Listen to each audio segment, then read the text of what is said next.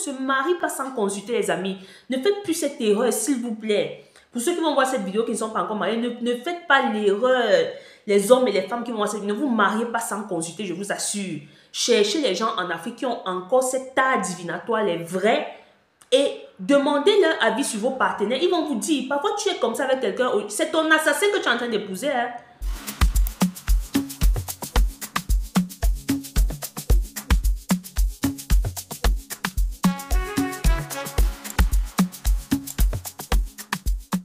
Il y a une affaire très triste qui est en train de faire parler beaucoup là au Cameroun actuellement. Je vais parler de ça parce que c'est des histoires qui se passent partout. Même ici en Occident, les cas de féminicide, il y en a tellement. En Afrique aussi, voilà.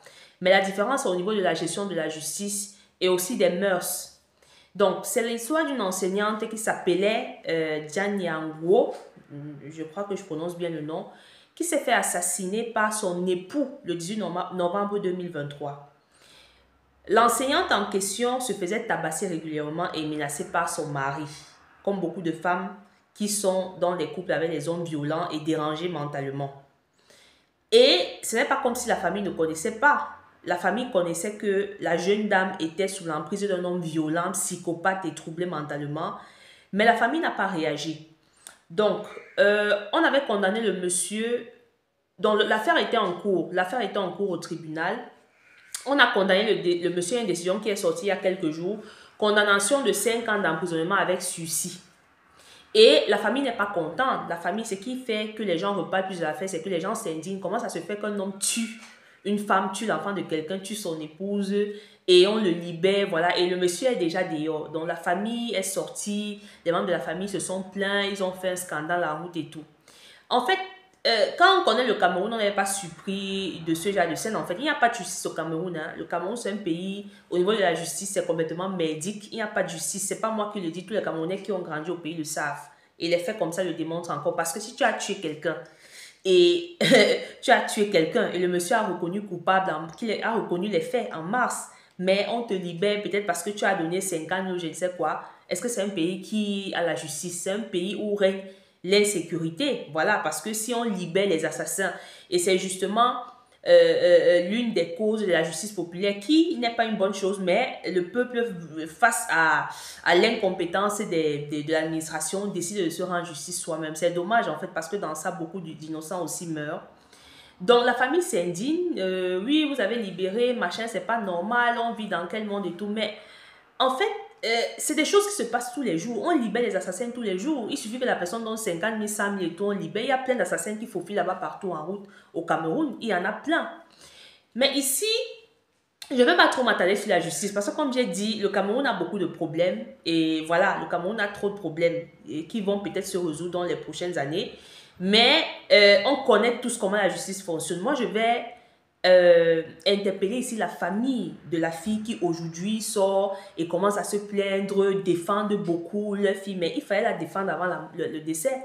Je ne veux pas être insensible dans cette histoire, mais je vais vous faire écouter la vidéo de la défunte avant sa mort, parce qu'elle se plaignait, je répète, quand on la tabassait, quand on la menaçait, elle en parlait aux membres de sa famille. La belle famille connaissait, la famille connaissait, mais personne n'a rien fait. Écoutez cet audio-ci et après on va continuer. Mama, I'm weak. I'm weak, Mama. I'm weak, I'm tired. I'm weak and tired. Trop de menaces, Maman. Trop de menaces. Eric va me tuer. Eric va me tuer. Qu'est-ce que j'ai fait, Eric? Qu'est-ce que j'ai fait, Eric? Qu'est-ce que j'ai fait, Eric, pour me retrouver là tout le temps? Maman, qu'est-ce que j'ai fait? Qu'est-ce que je n'ai pas fait? Qu'est-ce que j'ai fait? Je suis fatiguée. Maman, mais je suis fatiguée. Je suis fatiguée. J'en peux plus. Maman, mais je n'en peux plus. Je n'en peux plus. Aidez-moi. Aidez-moi. Aidez-moi dans la main d'Eric. Aidez-moi. Aidez-moi. Aidez-moi. Aidez-moi. Aidez-moi. Il va me tuer. Aidez-moi. Vous avez écouté l'audio, vous avez écouté la défunte, voilà, qui se plaignait dans un audio à une certaine maman Mi, qui je ne sais pas, je ne connais pas si c'est sa mère, sa tante ou la mère de, je ne sais pas, mais c'était une personne proche parce que pour arriver à parler comme ça dans un audio, ça veut dire que tu te confies à une personne de confiance. Elle demande à l'aide. Elle dit, je n'en peux plus. Sa voix est agonisante. Je n'en peux plus. Il veut me tuer. Il veut me tuer. Aidez-moi, aidez-moi. Des cas comme ça sont légion. Et quand les femmes se plaignent de violence en Afrique, j'insiste sur l'Afrique parce que le fait que les femmes parfois subissent ce genre de choses en Afrique est lié au poids des mœurs et des traditions qui voient une femme qui n'est pas mariée comme une femme ratée. Donc, le destin d'une femme se limite à son mariage et à la capacité de faire un tas d'enfants. On te voit comme une ratée, une personne qui ne sert à rien du tout.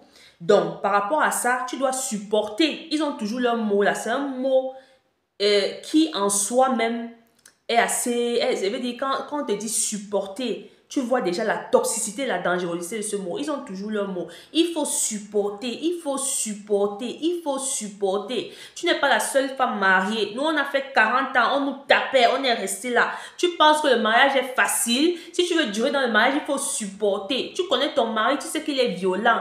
Fais ceci pour ne pas l'énerver. Fais cela pour ne pas l'énerver. Fais comme ça. Elles ont toutes les astuces pour te dissuader de te débarrasser de ton bourreau. Mais n'ont pas d'astuce pour le dissuader, lui, de t'agresser. Est-ce que vous comprenez un peu la toxicité?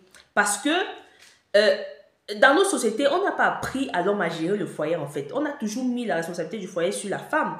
Vous voyez, quand un couple part se marier, on donne tous les conseils possibles à la femme. Fais ceci, fais cela. Mais l'homme, on lui dit juste que, bon tu l'as honoré, hein. Vraiment, elle est même chanceuse que tu l'aies épousée. Hein. Donc, voilà, il se lève comme ça. On ne sait pas si c'est un fou. On sait pas. Il y a beaucoup d'hommes qui se marient, là, ils ne sont pas stables psychologiquement. Il y a plein de personnes en Afrique qui ont des problèmes mentaux, mais comme la maladie mentale, c'est pour les blancs, on s'en fout. Il y a les psychologues, il y a les psychiatres, personne ne part chez eux. Il y a plein de fous qui se marient et les femmes croient qu'elles épousent des hommes normaux, pourtant ils sont fous pour plusieurs raisons. Il y a plein de psychopathes, il y a plein d'hommes qui ont vécu des traumatismes eux-mêmes de l'enfance dans leur propre famille et qui grandissent, deviennent des démons. Donc, il y a un tas de choses et à l'homme, on ne lui dit rien. Il part se marier, il a fait honneur à une fille qui allait rester vieille fille là chez elle. Elle est chanceuse parce qu'il apprend, il a pas que là-bas à la maison, au moins elle est mariée. Comment vous voulez que des couples évoluent d'une façon équilibrée dans les sociétés pareilles? Ce n'est pas possible. Même ici en Occident, où on essaie d'équilibrer les choses, parce que les femmes occidentales ont vécu aussi beaucoup d'abus, hein, plus que les femmes noires. Je ne sais pas s'il y a des femmes qui ont été maltraitées, méprisées, traitées comme la merde dans ce monde, comme les femmes occidentales. Et c'est pour ça qu'elles en sont arrivées à leur féminisme et tout, là, oui, féminisme et tout, journée des droits de la femme, c'est pour ça, parce qu'elles ont beaucoup souffert. Hein. Voilà, arrivées, maintenant, elles s'en foutent et tout, elles ne veulent plus les hommes. C'est parce que quand tu regardes l'histoire, c'est tragique, on les traitait comme la merde des femmes européennes. Mais ici, les lois se sont un peu, on a dit, bon, voilà, il ne faut pas quand même qu'on vive dans une société où la femme c'est du n'importe quoi, et ça un peu de protéger la femme et tout. Mais en Afrique, on n'a pas encore arrivé à ce niveau. Voilà, tu pars te plaindre même au service social, au ministère de la femme, on te dit, non, qu'est-ce que tu as fait? Va arranger avec la famille et tout, mais la famille ne t'écoute pas. Quand vous écoutez les supplications de cette malheureuse dans l'audio, comment tu fais pour rester insensible à ça? C'est à ce moment qu'il fallait aller enlever ces jeunes filles de ce mariage. C'est là qu'il fallait agir. Qu'est-ce que nos mamans disent quand elles écoutent ça? Elles disent, ah non, tu te pleures aussi beaucoup. Hein? Même mon mari, donc pour elles, leur souffrance est légitime. Et elles ne comprennent pas comment tu n'arrives pas à supporter ce qu'elles ont supporté. Non, tu n'es pas la seule qui a vécu ça. Moi, mon mari me tapait. On a aussi tapé ma soeur, on a tapé ceci, on a tabassé. Il faisait les enfants dehors. Un petit truc comme ça, tu n'arrives pas à supporter. Un homme te gifle un peu, tu veux dire à partir. Un homme fait 5 enfants dehors, tu veux dire à partir. La toxicité. On veut normaliser la toxicité. Et on a des enfants qui grandissent dans l'environnement comme ça. Et on est surpris d'avoir des sociétés médiques, d'être les derniers de tout le monde. Ce n'est pas possible. Maintenant, vous levez-vous, la justice. C'est aujourd'hui que vous connaissez le Cameroun. Mais en 2025, on soit surpris que un monsieur comme ça soit relâché. C'est chaque jour qu'on relâche les bandits. C'est chaque jour qu'on relâche les gens qui tuent. Ils donnent 50 millions de mètres dehors, ça vous surprend. Il fallait sauver votre fille avant. Elle vous a appelé à l'aide, vous n'avez rien fait, vous n'avez négligé. Parce que vous voulez sauver la face au quartier. Ma fille est mariée, hein? Ma fille est mariée. C'est quoi ça? Qu'est-ce que c'est? C'est quelle façon de vivre comme ça? C'est quelle façon de fonctionner? Marié à des fous, des fous. Il y a plein de malades mentaux. Nous souffrons de maladies mentales qui ont beaucoup d'origine. Des fous, des fous. Tu les vois debout comme ça, tu le vois, il est beau, hein. Mais tu penses qu'il est normal, c'est un fou. Et tu as la marche de te marier avec lui, tu vas voir ce que tu n'as jamais vu dans ta vie. On ne reconnaît pas un fou face à son physique. Hein. Je vous dis, il y a plein qui sont dehors là, ils sont debout, ils sont bien, ils sont beaux. Tu dis, mais qui me donne ma partie?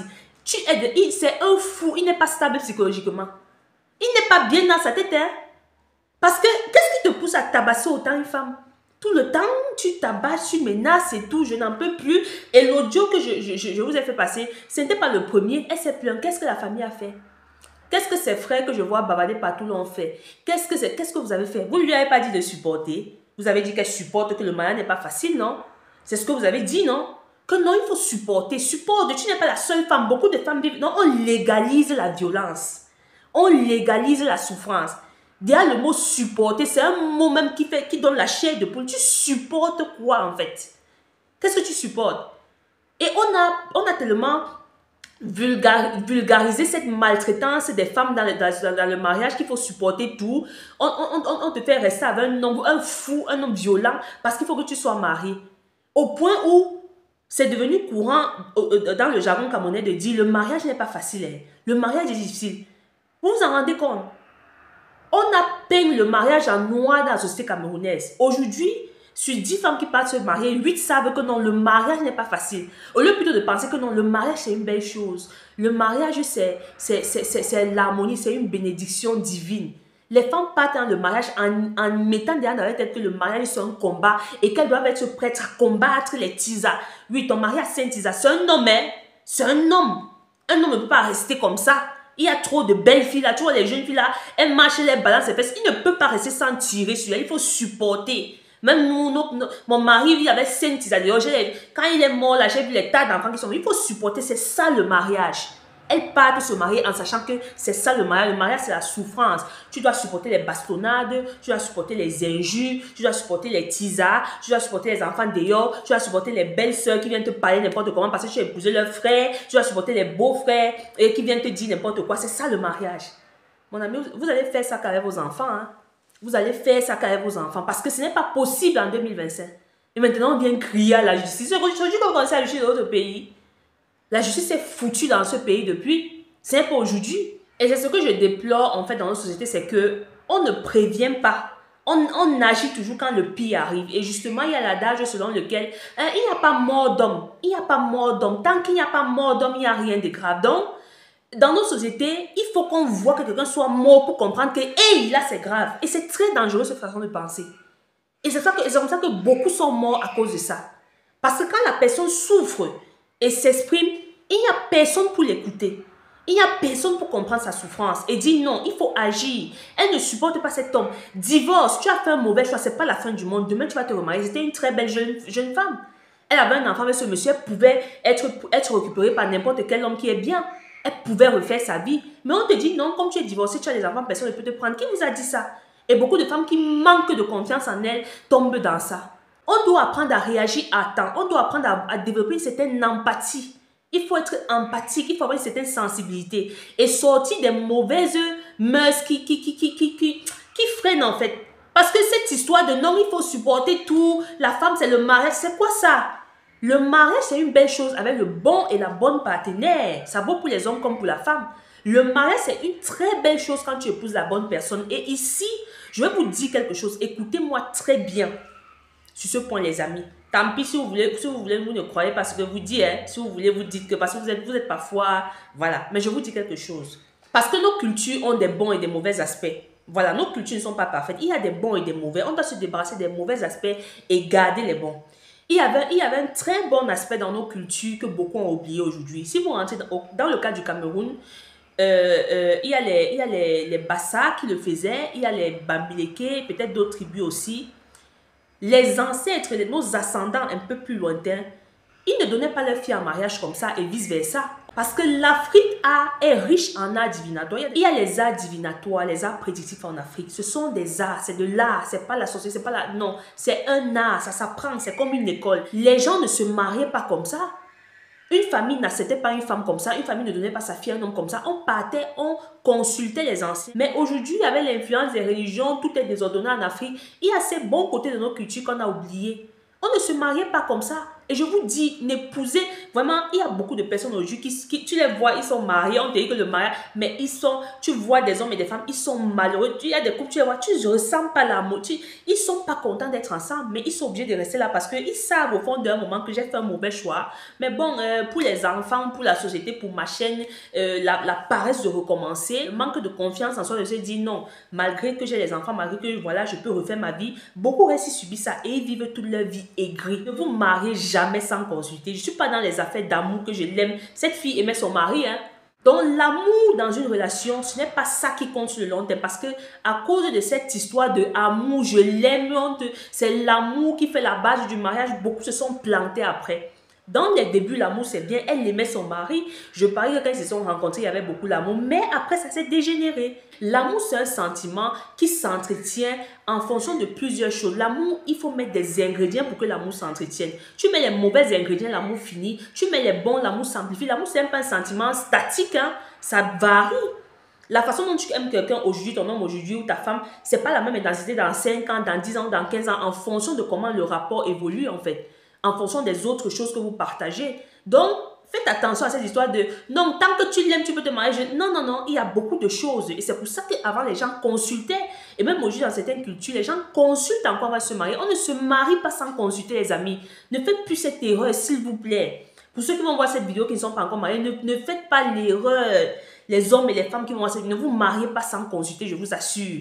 Cherchez les gens en Afrique qui ont encore cet art divinatoire, les vrais, et demandez leur avis sur vos partenaires. Ils vont vous dire, parfois tu es comme ça avec quelqu'un, c'est ton assassin que tu es en train d'épouser. Hein? Ou peut-être cet homme va pourrir ta vie. Peut-être la femme que tu épouses, où tu devais arriver, la façon dont elle est, elle va te ralentir, tu ne vas jamais arriver là-bas. On ne s'amuse pas avec ces histoires. Hein? Le mariage, ce n'est pas du jeu. On ne parle pas de copain, copine, vous voyez aujourd'hui, demain c'est fini. On parle de quelqu'un avec qui tu vas passer toute ta vie. Ce n'est pas du jeu. Hein? Tu choisis mal, mais tu vas vivre une... Parce que le mariage, c'est la fondation de toute chose. C'est de là que tu puises... l'énergie pour t'épanouir professionnellement dans la société, tout c'est de là que tu puisses l'énergie. Et soit l'énergie est bonne, soit elle est mauvaise, et ça affecte tout en fait. Beaucoup de personnes aujourd'hui avaient une grande étoile, devaient arriver à un niveau, mais ils n'ont pas pu à cause des partenaires qu'ils ont choisis, hein, homme comme femme. Il ne faut pas blaguer avec ces histoires de mariage, hein, les amis, c'est pas du jeu. Hein. On ne se marie pas sans consulter, jamais de la vie. C'est ce côté art divinatoire, art prédictif de l'Afrique. Moi, j'aime beaucoup ce côté parce que ça prévient de beaucoup de choses. Et quand c'est pas bon, on te dit cache, non, c'est pas bon, faut pas t'aventurer dans ça, ça va pas aller avec cette personne. Et quand tu forces, tu lis leur. Arrêtons de forcer les femmes à rester avec des hommes toxiques, que les parents fassent ce qu'ils faisaient avant, qu'ils partent consulter comme c'était dans nos cultures. Et voici leurs enfants épousent des bonnes personnes. Ne nous marions plus sur la base de l'amour, n'oublions pas les bons côtés de nos cultures parce qu'on est entré dans les religions, ça a trompé beaucoup de personnes. C'est tout ce que je peux dire dans cette affaire. Et que les jeunes femmes n'aient pas peur de refaire leur vie. Voilà, il faut avoir confiance en vous les filles. Et cette histoire qu'on met la pression sur les femmes que quand tu as 30 ans, tu ne veux plus se marier, c'est ça qui occasionne les mauvais choix comme ça. Qui vous a dit ça? Il y a des femmes qui ont rencontré l'homme de leur vie à 45 ans, d'autres 50 ans. Hein, et elles vivent mieux que vous, qui vous êtes... Voilà, donc chacun a son temps. Le mariage est trop délicat pour qu'on presse les gens. Le mariage, je vous dis, est trop délicat pour qu'on presse les gens dans les mains de leur bourreau. Voilà, donc, si ça ne va pas dans ta relation, tu vois que tu ne peux pas supporter, on te tabasse chaque temps, il faut fuir. Je n'ai pas voulu mettre les vidéos de cette fille à l'hôpital quelques heures avant sa mort pour ne pas choquer les gens. Hein. Mais quand vous voyez ces photos sur son lit d'hôpital, mais je me demande si, je ne sais pas quelle rage peut prendre un homme pour qui tabasse une femme comme ça. Elle est tabassée comme si c'était un bandit, avec les bandes partout, le visage. Mais on peut taper une femme comme ça. C'est des fous que vous épousez. C'est des fous. Parce que vous voulez montrer que vous êtes aussi marié. C'est dommage.